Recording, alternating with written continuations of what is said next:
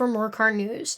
So I'm finally back, upload schedule is going to remain normal. I'm going to be making the same types of videos I always have. Got a little bit crazy there, but we're back. And of course, for my return, of course we have to do car news. And yes, it's spelled incorrectly on purpose. The first piece of news we're going to look at today is the new 2025 Toyota Corolla. Now, this was an independent artist's drawing of what they think the new Corolla will look like.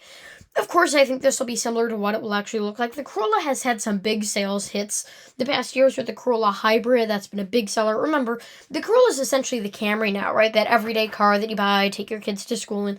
It's just because the size has gone up over the years, and so has the price tag. It's essentially where the Camry was in the 1990s. Now, it is the Camry. The Camry's more of an Avalon, and the Crown is more of a LS, right? Everything's kind of been bumped up a few scales. So, the Corolla is the new just Camry, essentially, with all the different versions it has. The Camry back in the day had a wagon, and I believe a hatchback in the 80s variant.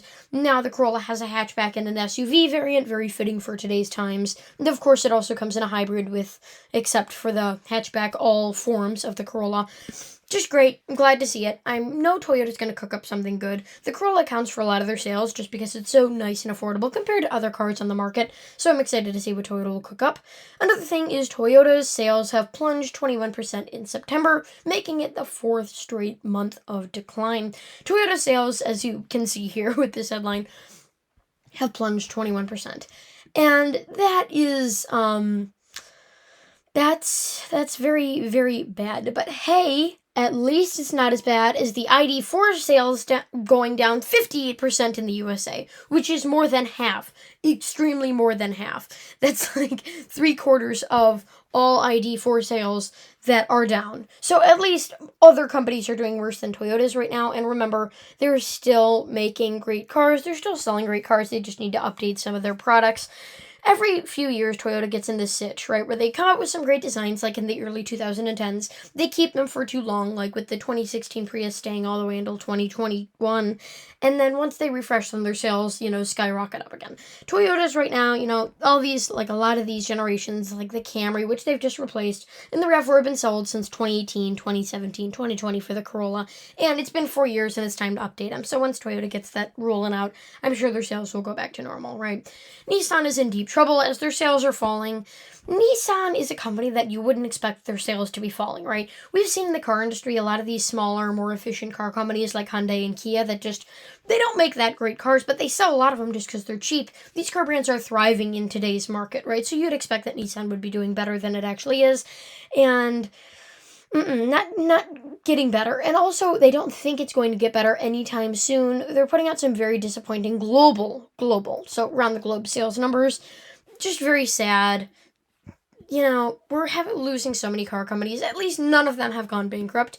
I think this is more like what I like to call the enshitterment, where all these car companies are suffering massive losses, but I don't think any of them will seriously go out of business, except maybe Stellantis, right? Because luckily Nissan, Toyota, and Volkswagen all have somewhat decent management in charge to make sure that this trend doesn't continue. On other terms, Nissan is also ditching the V8 on the 2025 Armada. As there's been like a big effort over the years to save the V8 engine. Before it was the American V8 engine, and then they went all EV without listening to anyone. So now it's just the V8 in general. And that's been a big, Ford's trying to do that, Toyota's put a couple of V8s. But right now, Nissan, they said they were going to have a V8 in the Armada, and they've decided not going to happen. Probably a turbocharged V6 or hybrid that's going to take its place. You see this all the time. It's kind of what you would expect. Mazda, after I have just praised them several times, have now issued massive recalls against their buyers. You just can't buy a new car nowadays. There's also a massive GM recall. This was the Associated Press, September 20th, 2024. And 449,000, almost 450,000 of its SUVs and pickup trucks are being recalled because the electronic brake control module may fail to display a warning light when loss of brake fluid takes place. Essentially, just a bunch of garbage. This isn't a big issue like the ignition recalls that happened a few years ago. It is what I would call a safety issue. Safety issues sound the most vague statements I've ever heard. It's a safety issue. Why? Right? I would say it is a safety issue, but it's not like, the cars aren't working or they're actually killing people, right? It's just light that bings on the dashboard due to lack of brake fluid, which I can see how that might be a problem with the brakes and all, but, still, just stupid. And 449,000 of its SUVs. I'm not going to slam GM too hard for this because you know me. I'm usually the one who berates them if they do anything wrong, but I'm not going to do it here. I can see Toyota doing something like this.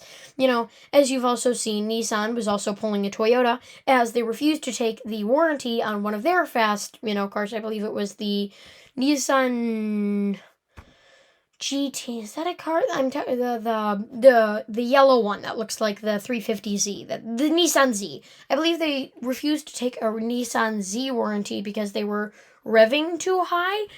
It's all bullshit. We all know this, right? Car thefts in Kia and Hyundai remain steady despite anti-theft software and installations. What do you expect? Hyundai and Kia vehicles, even with the theft software being updated and installed in some cars, it's not really changing it that much. They're still built cheap. The interior is still built out of plastic. And I'm just surprised that, the only thing that surprises me about this is that people actually want to own a Hyundai and a Kia enough to steal it. So, as usual.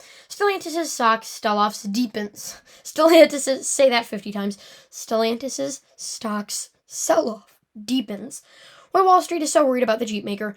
Stellantis, whether we like it or not, is a big car manufacturer. They own a lot of car companies, and right now they're doing just terrible. Jeep sales are down, it's just so weird. Jeep sales are down, Dodge sales are down, Chrysler sales are done. It's just, they're not running the car company very well, and if it goes bankrupt, just absolute done, which I highly doubt it will, because remember, for every Chrysler, Jeep, Dodge they also have Renault, and, all those other bigger, not Renault, did I say Renault? They don't own Renault. I mean, Peugeot, they have Peugeot, Vauxhall, those other bigger car manufacturers in Europe. So I think they'll be fine. But it's just not going to be good over here in the U.S. if those brands close. Because they've been historic. Detroit, there's not many Detroit brands. Well, they're all still left, but not actually much of the brands is left, right? It's like when Samsung bought AKG. Are they really AKG, or did you just buy this company to say that you make AKG things? They're just fleshless, companies now that have just been hollowed out over the years by several companies like Jeep, with first Mercedes hollowed them out, and now Stellantis. What can you do? So with that, thanks for watching. Don't forget